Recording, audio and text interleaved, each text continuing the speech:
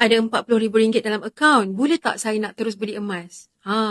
Salah seorang customer saya pernah tanya, saya ada RM40,000. Emas apa yang saya patut beli? Ramai orang ingat jawapannya mudah.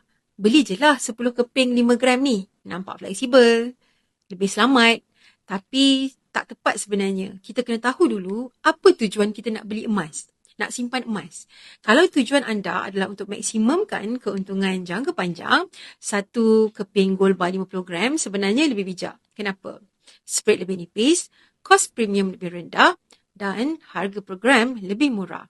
Tapi kalau simpan emas untuk tabung pendidikan anak, nak guna sikit-sikit secara berperingkat, 10 keping 5 gram adalah lebih sesuai. Kenapa? Kerana mudah untuk kita cairkan sikit demi sedikit dan kita tak perlu nak jual semua emas kita bila kita nak pakai duit.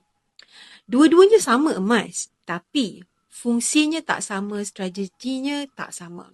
Sebab itu sebelum beli emas, kena jelas dulu dengan matlamat. Jangan ikut-ikut orang, tapi tahu kenapa kita nak simpan emas.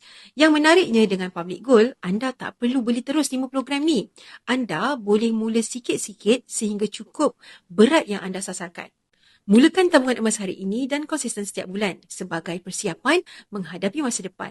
Semoga perkongsian ini memberi manfaat. Jika anda mahu lebih banyak ilmu simpanan emas, teruskan follow saya.